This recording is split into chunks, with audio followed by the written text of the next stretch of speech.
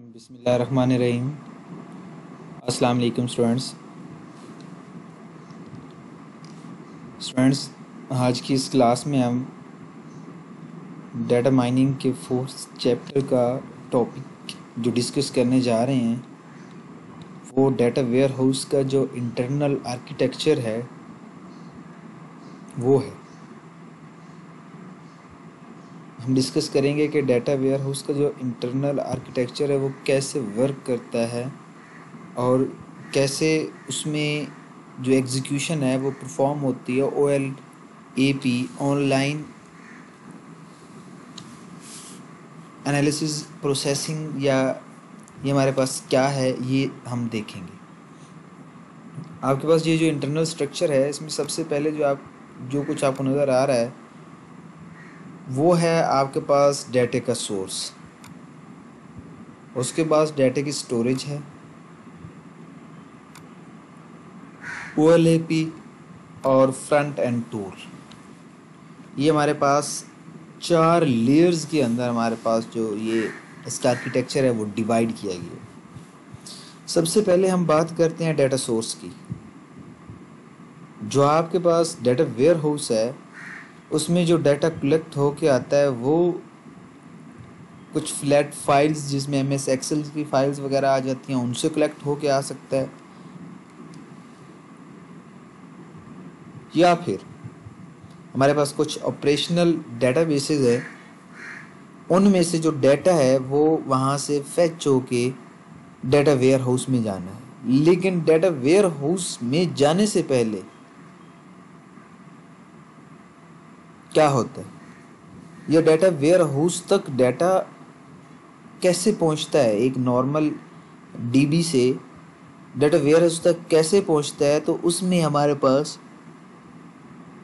ETL extract, transform, load और refresh ये जो प्रोसेस है इसकी मदद से हमारे पास नॉर्मल DB से हमारा जो डाटा है वो डाटा वेयर हाउस तक पहुंचता है।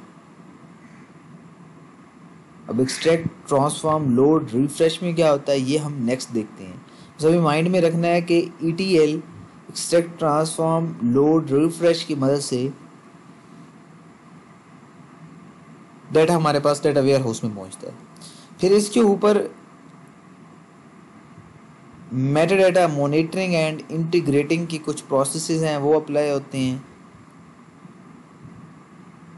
और यहाँ पे कुछ डाटा मार्ट्स बनते हैं। ये जो आपको नीचे नज़र आ रहे हैं ये क्या हैं ये मैं आपको डिस्कस करके बताता हूँ। अभी OLP सर्वर्स होते हैं, फिर एनालिसिस क्यूरीज चलती हैं। यहाँ पे अभी आइएगा ज़रा, 3 डाटा वेयर हाउस मॉडल। यहाँ पे बस आपको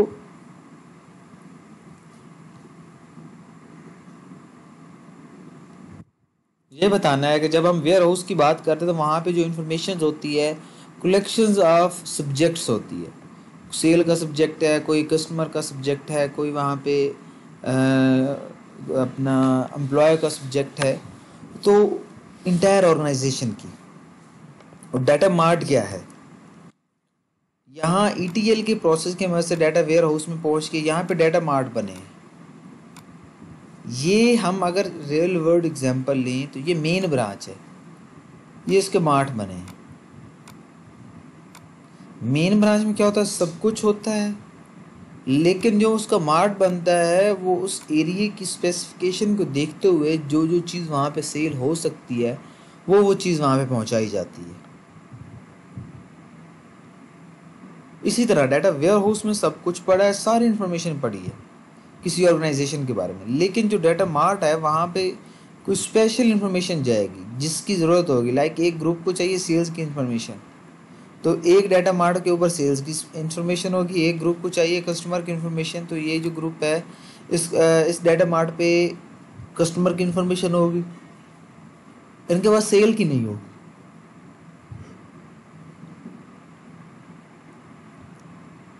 इसको एम्प्लॉय की चाहिए तो इनके पास एम्प्लॉय की होगी, बाकी दोनों की नहीं होगी।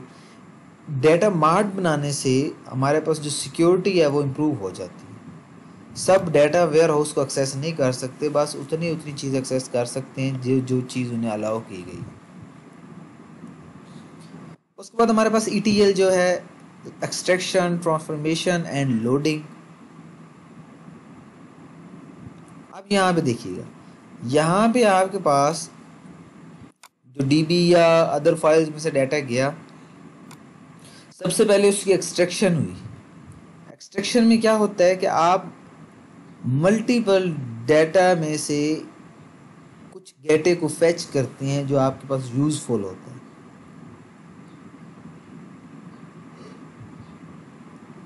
आप क्लीनिंग प्रोसेस में से वो जो चीज़ें जो जिनकी ज़रूरत नहीं होती, जो एरर्स आपको डिटेक्ट होती हैं, वो रिमूव कर देते हैं। और उसके बाद डाटा ट्रांसफॉर्मेशन होती है कि आपके जो डाटा है यहाँ से उठ के यहाँ तक जाना है, डाटा वेयर हाउस तक। तो यहाँ से जो डाटा उठेगा, सबसे पहले तो एक्सट्रैक्शन होगी कि कौन सा डाटा जाना है, क्लीनिंग बीच में, एक्सट्रैक्शन, ट्रांसफॉर्मेशन होगी इस यहाँ से उठ के डाटा इस होस्ट से उसके इस कंप्यूटर से इस सोर्स से उठ के आपके डाटा वेयर हाउस तक पहुँच जाएगा। उसके बाद लोडिंग होगी कि आपके पास जो वो डिफरेंट जो इंटेग्रिटी रूल्स हैं उन चीज़ों को देखा जाएगा और उसकी बेस पे जो डाटा है वो लोड कर दिएगा और रिफ्रेश में दोबारा सोर्स ऑफ डाटा की तरफ आया जाएगा, फिर वही प्रोसेस अप्लाई किया जाएगा। ये ऐसे चलता रहेगा। यहाँ पे एक बात और हमने देखी है, मेटा डाटा। अब मेटा डाटा क्या है? डाटा के रिलेटेड जो इन्फॉर्मेशन है, यहाँ से डाटा उठा, यहाँ पे आ गया, ठीक है। हम थोड़ी सी एग्जांपल एक ले लेते हैं। एक इंसान है, हम उसे डाटा कह लेते हैं। उसके बारे में इंफॉर्मेशन क्या है? उसका नाम ये है, उसका फादर नेम ये है, उसका CNAC ये है, उसकी टाइप ये है, वो बिजनेस क्लास का है, एलीट क्लास का है, या थर्ड क्लास का है। वो सारी जो इन्फॉर्मेशन है उस बंदे के बारे में, वो उसका मेटा डाटा कहलाएगी। सेम इसी तरह यहाँ पे जो डाटा के बारे में इंफॉर्मेशन है, हम उसे डाटा मेटा डाटा कहेंगे। उसके ऊपर कौन सा एल्गोरिदम लगा है, कैसे उसको समराइज़ किया गया है, कौन सी उसकी डाटा टाइप है, परफॉर्मेंस क्या है, मैपिंग कैसे हुई है, उसका स्ट्रक्चर क्या है, ये सारे का सारा जो है उसका मेटा डाटा है। यहाँ से डाटा उठा, एक दफ़ा मैं आपको रिवाइज कर दूँ, यहाँ से डाटा उठा, एक्सट्रैक्शन, ट्रांसमिशन और लोडिंग और रिफ्रेश की मदद से डाटा वेयर हाउस में पहुँचा, जहाँ पे इसके ऊपर एनालिसिस परफॉर्म होना है। यहाँ पे देखा क्या जाएगा, मेटा डाटा, उसकी कंप्लीट इन्फॉर्मेशन मॉनिटरिंग और इंटीग्रेट किया जाएगा, जो डाटा यहाँ से फेच और यहाँ पे लोड हो रहा है। और यहाँ पे डाटा मार्ट्स हैं।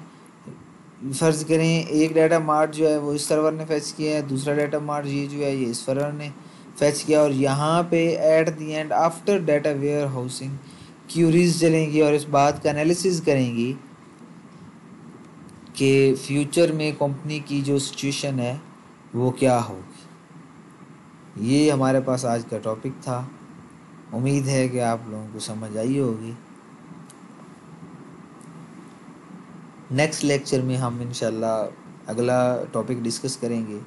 स्टूडेंट्स, आप लोगों की जो क्विज़ में कारकर्दगी थी वो बिल्कुल ज़ीरो है। जिन स्टूडेंट्स ने क्विज़ दिया नहीं है तो उनको एक और मैं मौका देता हूँ, जुमेरात वाले दिन फिर से क्विज़ होगा, और अगर आप लोगों की परफॉर्मेंस वही रही तो मजबूरन मुझे आप लोगों के सेशन मार्क्स जो हैं वो कट करने पड़ेंगे। अपना ख्याल रखिएगा। अल्लाह।